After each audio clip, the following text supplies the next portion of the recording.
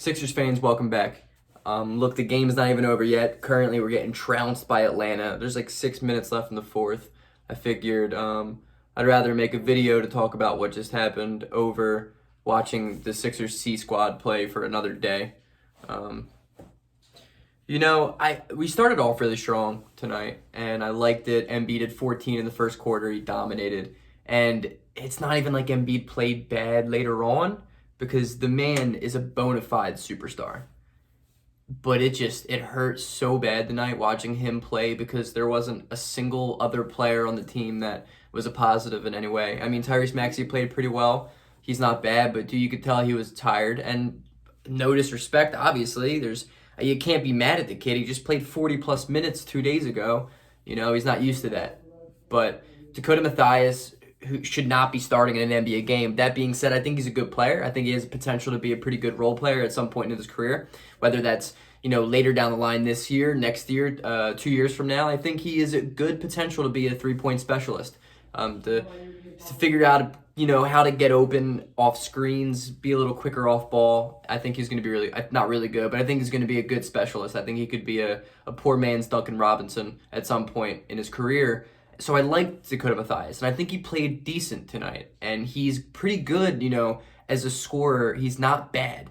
Isaiah Joe, I really like Isaiah Joe. I think he has a really nice shot. I think once he gains a little weight, adds a little quickness, and dribbles the ball a little bit better, he's going to be a good player. He's going to be a good role player. He's going to be someone we can rely on. But for now, those two guys are just not there, and it's understandable. But right now, I'm kind of looking at this game in a positive manner because it gives these young guys a ton of time, a ton of playing time just to grow, like much quicker than they would average.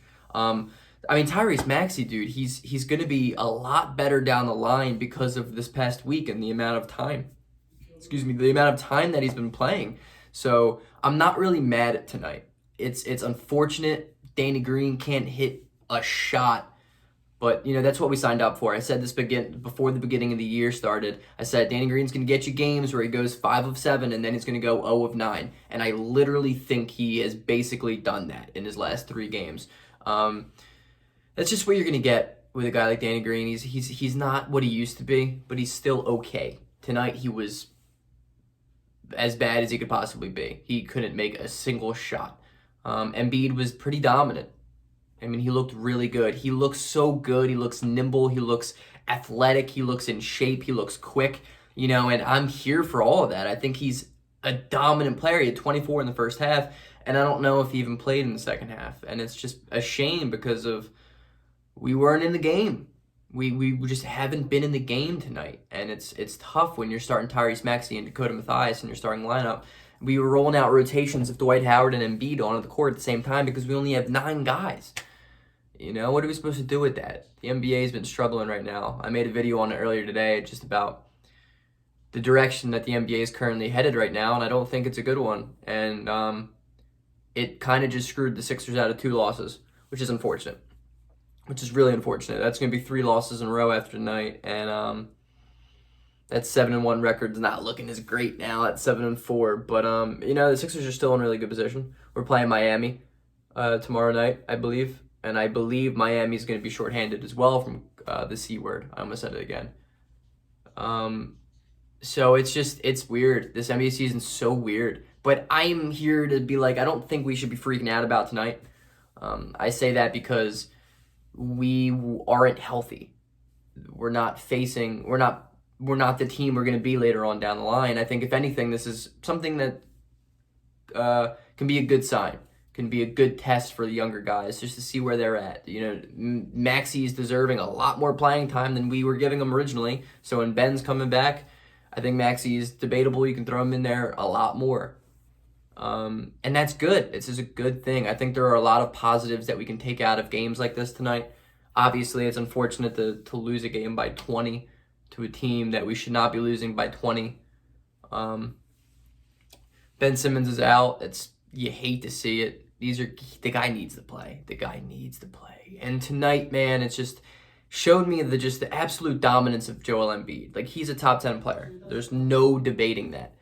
He is a serious MVP candidate this year. Our team is just a totally different team without him on the court. And parts of me just was imagining a James Harden, Joel Embiid offense tonight, and I was just the endless opportunities, the endless points. Something that, I just don't think Ben Simmons brings, and it's not even Ben Simmons' fault. It's just they're not the same player. I love Ben Simmons. That's where his jersey would be normally, but I'm taking it down because I'm currently shooting something that may end up on YouTube at some point. So stay tuned for that. Non-sports related. I'm sorry, guys, but this is not the Greg's day job. But it's just endless possibilities. James Harden, I think, and Embiid manning an offense together. I don't know. At the end of the day, you don't know if it's going to work or not until you try it. And I'm not saying we try it. I'm just saying I was thinking that tonight. And because Embiid had no help. No help. And in games like this, I just don't think Ben Simmons is much of a help to Embiid. He's not aggressive enough. And if the guys aren't making shots around Ben's offensive game is just, it's stagnant. It's very stagnant.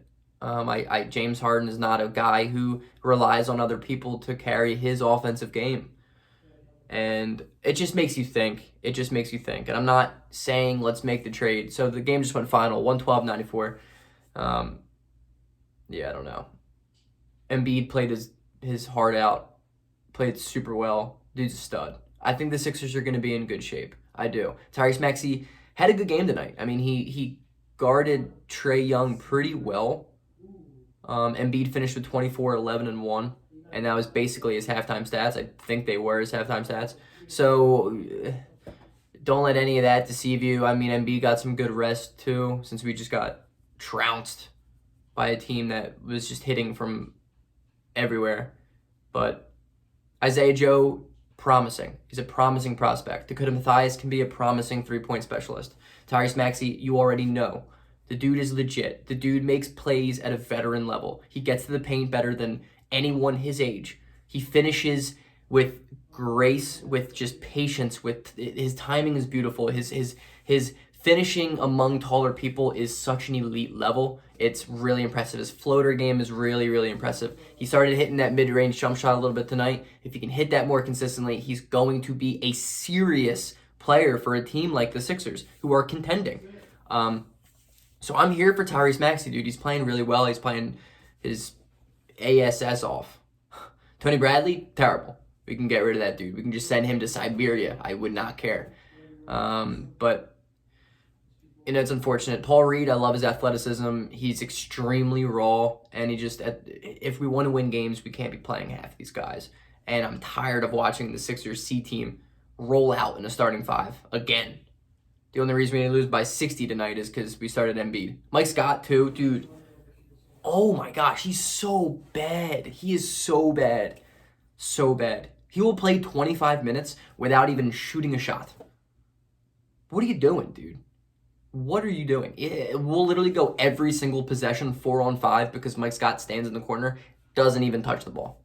Almost every possession. He is the most... He's literally David Blaine playing basketball. Just disappears.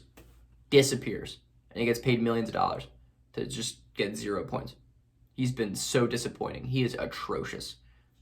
He might be my third least favorite player on the team. Listen, if the Sixers want to get rid of Tony Bradley, Furkan Korkmaz, and Mike Scott, I would be in heaven. Regardless of our record from here on out, you get rid of those three dudes for anything. Package them for anything. That'd be huge. That'd be absolutely huge. Because I can't stand watching those three guys play. And there's a reason why the Sixers dominated when all three of those were out in that one game. So, that being said, this isn't really a super negative Sixers video. I just didn't feel like it needed to be. It's not like a huge, oh my God, the Sixers, what's going on? They're imploding. Everything's against us right now. Health is concerning. We're missing a lot of guys, and it was an unfortunate night. I'm not going to sit here and tell you that we need to make changes right now because we don't. The Sixers still look good. We're still a good team. So take this game tonight with a grain of salt. Please go Sixers.